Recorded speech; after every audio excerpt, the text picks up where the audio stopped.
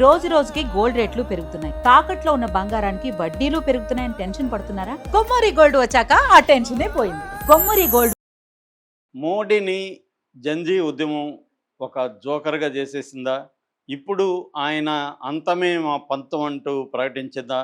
ఇది ఇప్పుడు రాజకీయ పార్టీగా అవతరించబోతుందా? ఎందుకంటే ఈ ఈ సీజేపీ అంటే కాక్రోచ్ జనతా పార్టీకి సంబంధించి రిప్రజెంటేటివ్స్లో ఒకరైన అశుతోష్ రాంకా నిన్న ఒక ప్రకటన చేశాడు.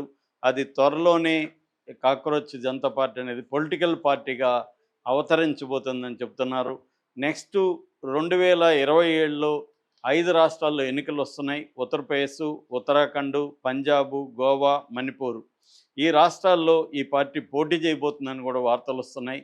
అంటే సడన్గా మోడీకి ఉన్నట్టుండి ఒక ఆకాశంలోంచి ఊడిపడ్డట్టుగా ఒక పిడుగుపడినట్టుగా ఈ కాక్రోచ్ జనతా పార్టీ అనేది మోడీకి ఒక పిడుగులాగా పడిందా అనే విషయాలు మనం చూద్దాం. ముఖ్యంగా ఏంటంటే మోడీకి ఇప్పటి వరకు ఏంటంటే స్ట్రాంగ్ మ్యాన్ ఇమేజ్ ఉంది. మోడీని ఏమన్నంటే దేశద్రోహిగా ముద్ర పడిపోతారు. వాళ్ళని జైళ్ళల్లో పెట్టచ్చు, వాళ్ళకి బెయిల్ రాకుండా చూసుకోవచ్చు. సాక్షాత్తు 2 ముఖ్యమంత్రుల్ని అరెస్ట్ చేసిన చరిత్ర మోడీకి ఉంది, సిట్టింగ్ ముఖ్యమంత్రుల్ని. అంటే ఇప్పటి వరకు ఏంటంటే మహామహులంతా కూడా జైళ్ళల్లో కూర్చోవాల్సిన పరిస్థితి. ఉంటే మాతో ఉండండి, లేకపోతే జైల్లో ఉండండి అన్న ఒక సిగ్నల్ని వీళ్ళు తీసుకెళ్ళగలిగారు. ఇన్వెస్టిగేటివ్ ఏజెన్సీలైన ఈడీ, సిబిఐ, తర్వాత ఇన్కమ్ ట్యాక్స్ డిపార్ట్మెంటు ఇలాగా అన్నిటినీ ఉపయోగించుకొని తొక్కేయడం అనేది చేశారు. తీవ్ర నిర్బంధం. పొలిటికల్ పార్టీ లీడర్లే భయపడిపోయే పరిస్థితిని క్రియేట్ చేయగలిగాడు మోడీ. అటువంటి ఒక నియంతలాగా ప్రజాస్వామ్యంలోనే ఒక నియంతలాగా పరిపాలించగలిగిన మోడీని కొన్ని రోజుల్లోనే ఒక మాకరి, ఒక జోకర్ స్థాయికి తీసుకొచ్చి కొన్ని వందల వేల మీమ్స్ కానీ, షార్ట్ వీడియోస్ కానీ మోడీని జోకర్గా చూపిస్తూ, మోడీని అవమానకరంగా ట్రీట్ చేస్తూ, చివరికి పర్సనల్గా కూడా అతని పర్సనాలిటీని, అతని రూపాన్ని, అతని మాటల తీరును వీటన్నిటిని కూడా ఎగతాళి చేస్తూ కొన్ని వేల వీడియోలు ఒక్కసారిగా వచ్చాయి. అయినప్పటికీ వాళ్ళని ఏమీ చేయలేని పరిస్థితి మోడీ ప్రభుత్వానికి కానీ, మోడీ భక్తులకు కానీ, సంఘ పరివారికి కానీ ఎవరికీ ఏమీ చేయలేని పరిస్థితి ఏర్పడింది. దీన్ని ఇప్పుడు ఎలా అర్థం చేసుకోవాలి అనేది దేశవ్యాప్తంగా, ప్రపంచవ్యాప్తంగా కూడా, ఎందుకంటే రాయిటర్, న్యూయార్క్ టైమ్స్ లాంటి రిపీటెడ్ న్యూస్ ఏజెన్సీలు కూడా దీన్ని అనలైజ్ చేస్తున్నాయి.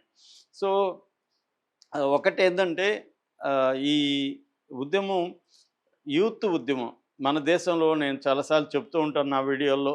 15-35 ఏజ్ గ్రూపులో 60 కోట్ల మంది ఉన్నారు. ఇప్పుడు ఈ జంజీ ఉద్యమం ప్రధానంగా నార్త్ ఇండియా ఉద్యమం. నార్త్ ఇండియా మామూలుగా మోడీ కంట్రోల్లో ఎక్కువగా నార్త్ ఇండియా ఉంది సౌత్ ఇండియాతో పోలిస్తే. బీజేపీ స్ట్రాంగ్ హోల్డ్ నార్త్ ఇండియానే. అటువంటి నార్త్ ఇండియాలో ఈ విద్యార్థి ఉద్యమం బలంగా వచ్చింది. నార్త్ ఇండియాలోనే దాదాపు 33 కోట్ల మంది యూత్ ఉన్నారని చెప్తున్నారు. సో ఈ యూత్ వీళ్ళు ఏంటంటే అందరూ కూడా ఓటర్సే, ఓటర్లు లేని వాళ్ళు కాదు. రెండోది చాలామంది పేరెంట్స్ బీజేపీ వాళ్ళు లేకపోతే ఆర్ఎస్ఎస్ వాళ్ళు ఉన్నప్పటికీ వాళ్ళ పిల్లలు ఈ ఉద్యమాల్లో పాల్గొన్నారు. అంటే తల్లిదండ్రులను కూడా వాళ్ళు కేర్ చేయట్లేదు. అలాంటి పరిస్థితి ఏర్పడింది. మరోపక్క నా ఈ 5 రాష్ట్రాల్లో ఎన్నికలు వస్తున్నాయి. మామూలుగా అయితే ప్రతిపక్షాలు కూడా బలహీనంగా ఉన్నాయి. ఈ జంజీ ఉద్యమం కేవలం బీజేపీను, మోడీ ప్రభుత్వం కాకుండా ప్రతిపక్షాలను కూడా కేర్ చేయలేదు. వాళ్ళు ప్రతిపక్షాల దగ్గరికి ఏమీ వెళ్ళి దేబరించలేదు, మాకు మద్దతు ఇవ్వండి అని అడగలేదు, రాహుల్ గాంధీని ఇంకొకరిని పోయి కలవలేదు. వాళ్ళు స్వతంత్రంగానే పోరాటం మొదలుపెట్టారు. ఏ పొలిటికల్ ఎవరు మద్దతు ఇస్తే వాళ్ళు తీసుకున్నారు తప్ప వాళ్ళు వెళ్ళి ఎవరిని అడగలేదు. ఎవరి గైడెన్స్లో కూడా వాళ్ళు పనిచేయలేదు. ఈవెన్ సోనం వాంగ్చుక్ కూడా వాలంటరీకి వెళ్ళి నేను కూడా ఒక హానరీ కాక్రోచ్ అని చెప్పి వెళ్ళాడు. అలాగే ప్రకాష్ రాజ్ వెళ్ళాడు. వీళ్ళంతా వెళ్ళినప్పటికి కూడా వీళ్ళేమీ ఉద్యమాన్ని గైడ్ చేయలేదు. అసలు ఎవరు దీన్ని గైడ్ చేసినట్టుగా ఒక సెంట్రల్ ఆర్గనైజేషన్ లేదు ఈ ఉద్యమానికి. దాని బలం అదే, దాని బలహీనత కూడా అదే. ఎందుకంటే డీసెంట్రలైజ్డ్ ఫోర్స్, డిఫ్యూజ్డ్ ఫోర్స్ అనమాట. ఒక సెంట్రలైజ్డ్ కమాండ్ ఉంటే వాళ్ళని ఏదో కేసులు పెట్టి అరెస్ట్ చేయడము, ఆ నాయకుల్ని బెదిరించడము, సరెండర్ చేయించుకోవడం అనేది మోడీ ప్రభుత్వం ఎప్పటి నుంచో చేస్తుంది. దీనికి అటువంటి సెంట్రలైజ్డ్ కమాండ్ లేదు. ఒకరు లోపలున్నాయి వచ్చేస్తున్నారు. సో, ఇది కొత్త రకమైన ఉద్యమం ఇండియాలోనే ఫస్ట్ టైము. అంటే ప్రపంచంలో చాలా చోట్ల జరిగుండొచ్చు గానీ, ముఖ్యంగా నేపాల్, బంగ్లాదేశ్, అంతకుముందు శ్రీలంక, అంతకుముందు హాంకాంగు, థాయిలాండు, కెన్యా ఇలాంటి చోట్ల జరిగాయి జన్‌జీ ఉద్యమాలు. కానీ ఇంత పెద్ద దేశంలో ఇన్ని కోట్ల మంది విద్యార్థులు ముఖ్యంగా సోషల్ మీడియాను ఉపయోగించుకొని ఈ స్థాయిలో రావడం అనేది ఫస్ట్ టైం అనమాట. అయితే ఇది సోషల్ మీడియా వరకే ఉంటది. వీళ్ళకి అందరికి పని పాట లేదు.